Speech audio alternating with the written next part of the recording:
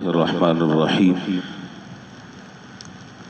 नहमदुहु व नुसल्ली अला रसूलिहिल करीम अम्मा बअद।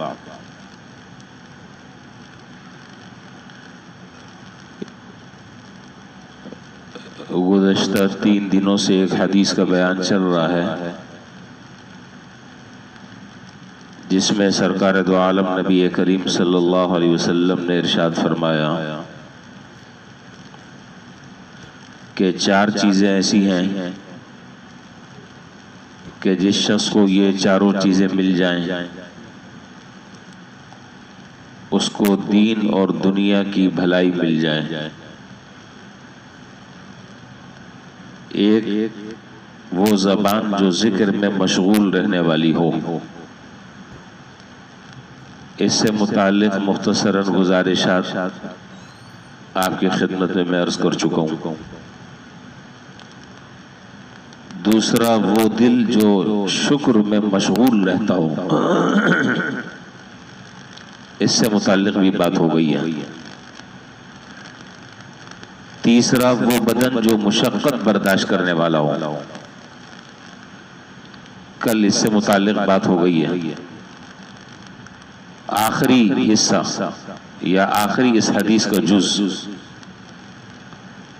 वो बीवी जो अपने नफ्स में और खावंद के माल में ख़यानत न करे।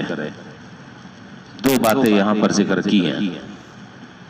वो बीवी जो अपने नफ्स में और खावंद के माल में ख़यानत न करे, ये 4 चीज़ें हैं।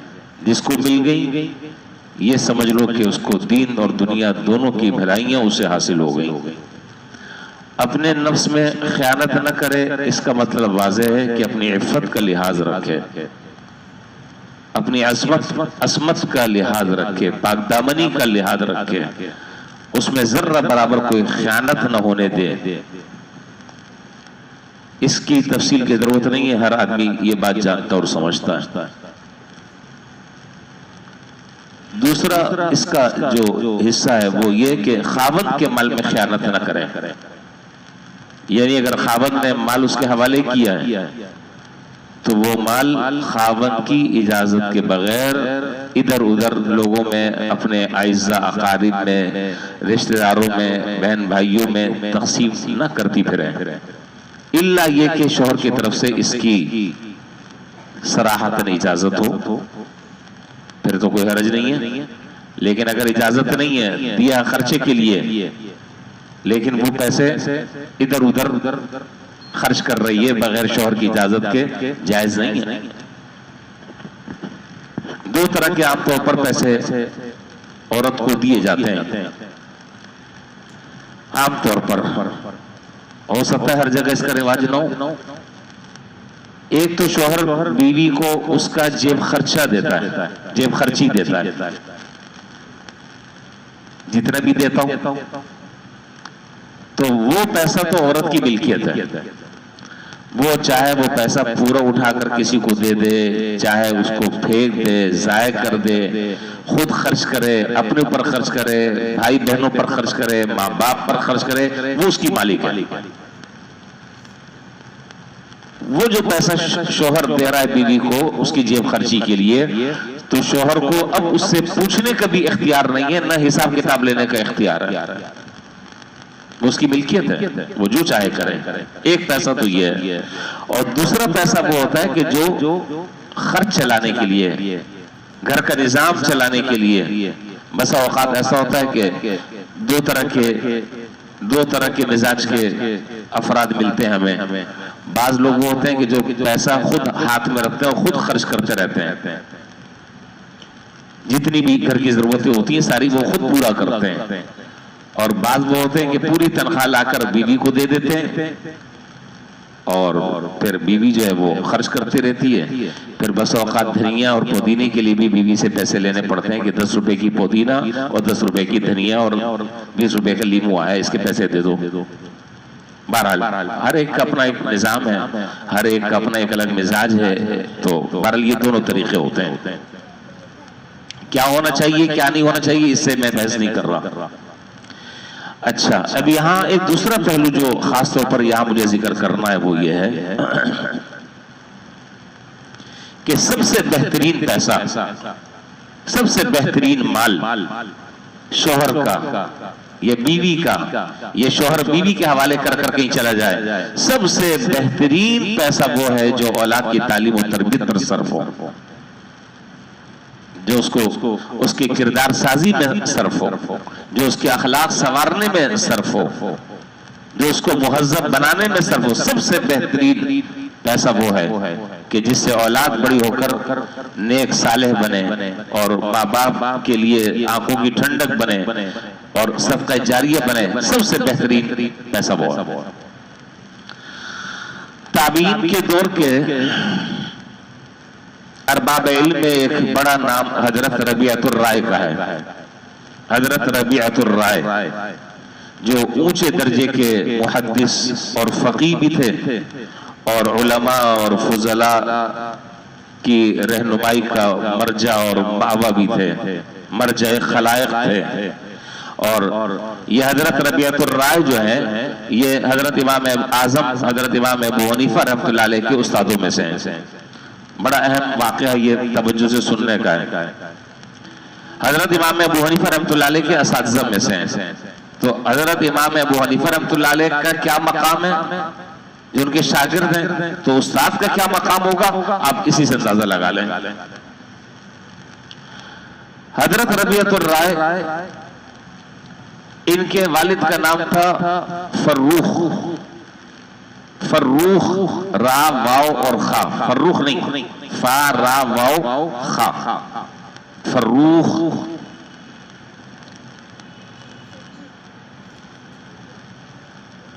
अभी ये रबियतुर राय, अच्छा यहां एक बात में और भी साथ नाम आया तो एक बात और जिक्र कर दूं।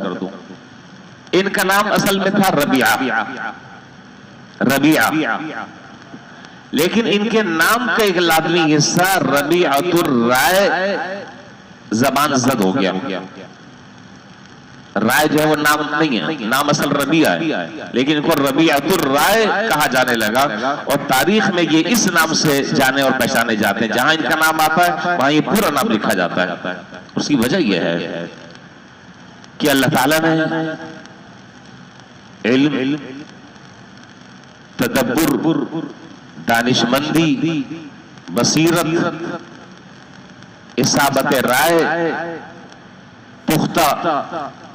पुख्ता राय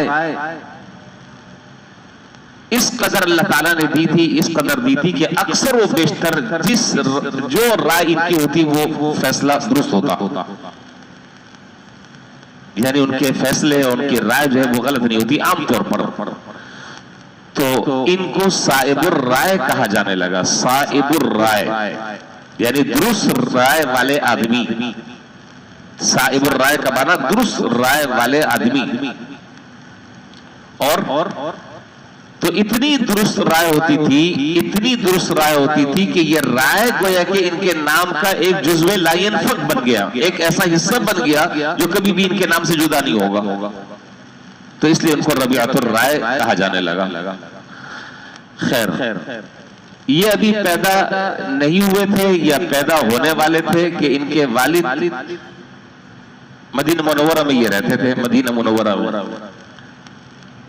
तो इनके वालिद जो है वो जिहाद की आवाज लगी, इनके वालिद तैयार हो गए और जिहाद के सफर के लिए तैयारी शुरू की और रवाना हो गए।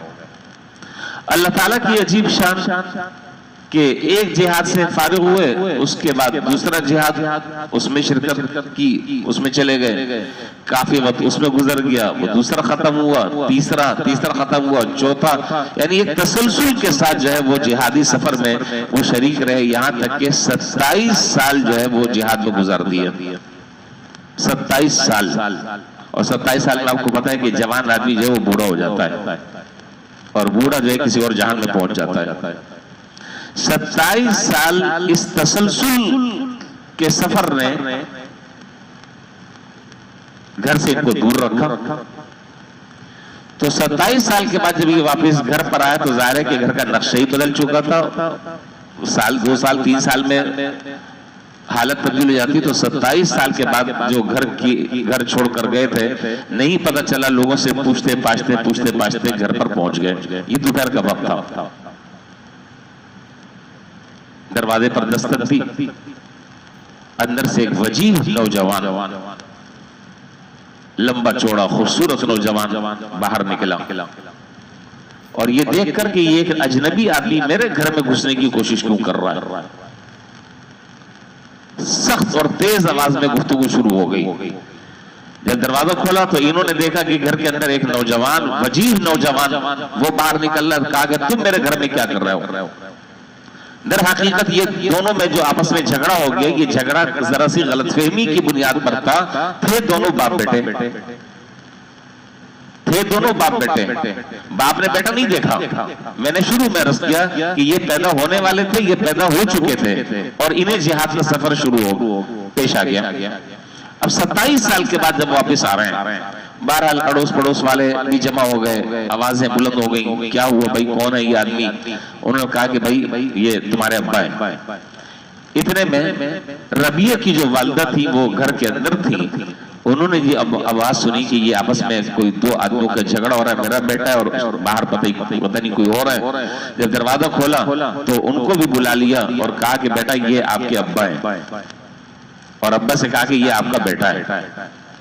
बहरहाल दोनों बगलगीर हुए और आपस में रोने लगे और आपस में एक जमाने के बाद जाहिर है कि देखा ही नहीं था बेटे को। अब बेटा जो वो 27 साल का नौजवान हो चुका है। खैर इतने में जोहर की नमाज का वक्त करीब था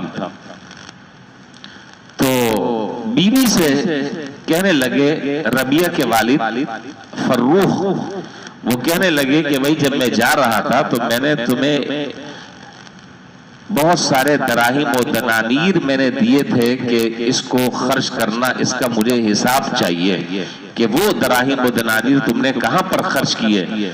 तो बीवी ने कहा कि वो सारा का सारा खजाना आपका मदफून है, आप नमाज पढ़कर आ जाए, फिर तफसील से मैं इंशाअल्लाह उसका हिसाब आपको दे दूंगी। बात समझ में आ रही है? चुनाचे नमाज का वक्त हुआ, ये चले गए मस्जिद में, मस्जिद नबवी चले गए।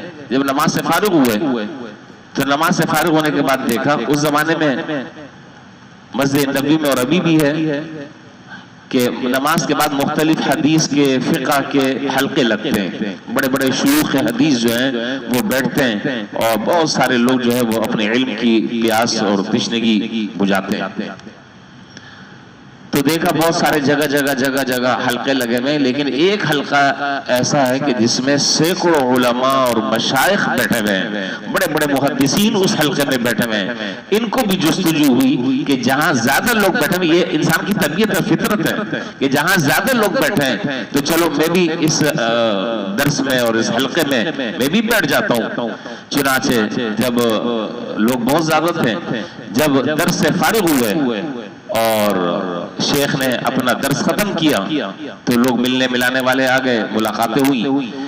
तो ये देखकर हैरत की इंतहा न रही कि ये जो शेख जो दर्स दे रहे थे ये इनके बेटे रबिया थे। ये जो दर्स देने वाले शेख थे ये इनके बेटे रबिया थे। चुनाचे ये देखकर उनकी खुशी का क्या ठिकाना होगा। जाहिर है आप ये बात जानते हैं कि जब बाप ये देखे कि मेरा बेटा आज इस मकाम पर पहुंचा है कि सैकड़ों लोगों के वो इल्म की प्यास बुझा रहा है और कितने लोगों को इल्म से सैराब कर रहा है, तो बाप के लिए इससे बढ़कर खुशी मेरा ख्याल कोई और नहीं होगी दुनिया में। खैर घर आए, घर आकर बीवी ने कहा कि हाँ जी हिसाब दूं। कहा कि नहीं अब हिसाब की जरूरत नहीं है। बीवी ने कहा कि वो जो आप अमानत छोड़कर गए थे और जो पैसे आप छोड़कर गए थे, ये पैसा मैंने आपकी औलाद पर लगाया और आज मैंने आपकी औलाद को इस काबिल बनाया कि आज वो मस्जिद नबवी में हदीस का दर्स दे रहा है और उलमा और मशाइख की एक कसीर तादाद जो है बोल के उसके हल्के दर्स में बैठकर अपनी तशनगी और अपनी प्यास बुझा रही है। फरमाया कि इससे बेहतरीन पैसा किस मसरफ पे लग सकता है जो तुमने बेहतरीन मसरफ पर पैसा लगाया है। तो मैं ये अर्ज कर रहा था कि ये वाक़या जो मैंने आपको सुनाया तारीख में ये वाक़या मौजूद है।